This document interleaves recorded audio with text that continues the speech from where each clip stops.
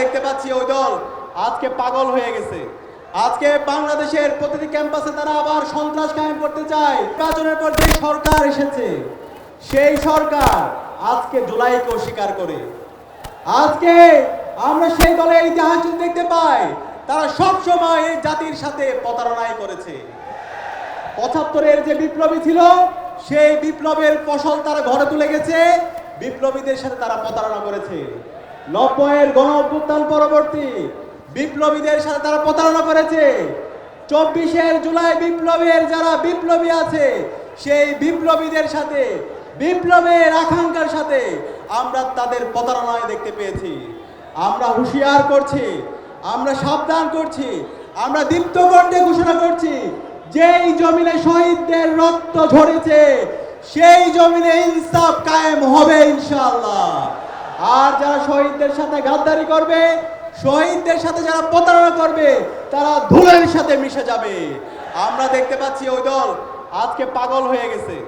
আজকে বাংলাদেশের প্রতিটি ক্যাম্পাসে তারা আবার সন্ত্রাস কায়েম করতে চায়, তারা আবার গণরম গ্যাসরুম কালচার ফিরে আসতে চায়, তারা আবার অস্ত্রের ঝঞ্ঝানির মাধ্যমে শিক্ষার্থীদেরকে আতঙ্কিত করে তাদের রাজনীতি নির্মাণ করতে চায়।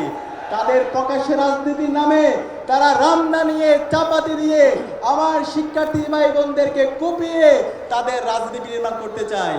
তারা সবসময় মবের কথা বলে। আমরা দেখতে পেয়েছি গতকাল এই ঢাকায় শাহবাগে একজন শিক্ষার্থীর যখন ফেক ফটোকার্ডের উপর ভিত্তি করে ছাত্র দলের সন্ত্রাসীরা যখন তাকে জবাই করার, তাকে হত্যা করার হুমকি দিচ্ছিল, তার নিরাপত্তার জন্য সে থানায় সাধারণ ডায়েরি করতে এসেছিল। কিন্তু এর প্রেক্ষিতে আমরা দেখতে পেয়েছি ছাত্র দলের সন্ত্রাসীরা সেই থানায় গিয়ে ২৮ অক্টোবর লীগের সন্ত্রাসীরা লগি বইটা দিয়ে যেভাবে নেককারজনক নৃশংস কায়দায় এদেশের মুক্তিকামী মানুষদেরকে পিটিয়ে নৃত্য করেছিল, ঠিক একই কায়দায় আমরা গতকালকে শাহবাগে শিক্ষার্থীদের ওপর, ছাত্র সমাজের ওপর তাদের নৃশংস হামলা আমরা দেখেছি। এবং এই হামলার পর যে শিক্ষার্থী তার জীবনের নিরাপত্তার জন্য গিয়েছিল, তাকে ১২ ঘন্টা সম্পূর্ণ বেআইনিভাবে পুলিশ হেফাজতে তাকে রেখে হয়রানি করা হয়েছে। আমরা কি আবার একটা পুলিশি রাষ্ট্রের জন্য আমাদের শহীদ এত জীবন দিয়েছে?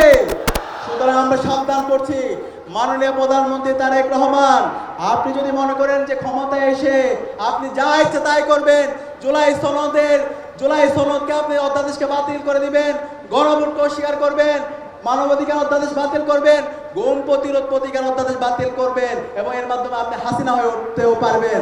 আমরা সাবধান করছি, এই স্বাধীন বাংলাদেশে আপনাদের এই ফেসিবাদ আমরা কায়েম হতে দেব না। আমরা এখন অনুরোধ করব, যে কমিটমেন্ট আপনি দিয়েছেন, যে গণভোটে হায়ের পক্ষে আপনি ক্যাম্পেইন করেছেন, সেই কথা আপনি রাখেন। এই জাতিকে সাথে নিয়ে, সবাইকে সাথে নিয়ে শহীদদের আকাঙ্ক্ষার আলোকে একটা নতুন বাংলাদেশ বিনির্মাণের জন্য কাজ করেন। এবং যে সন্ত্রাসীরা আছে, ছাত্র দলের, যুব দলের, বিএনপি যারা সন্ত্রাস নৈরাজ্য কায়েম করছে, এই সন্ত্রাসীদেরকে সামলান এবং তাদেরকে বিচার আওতায় নিয়ে আসেন।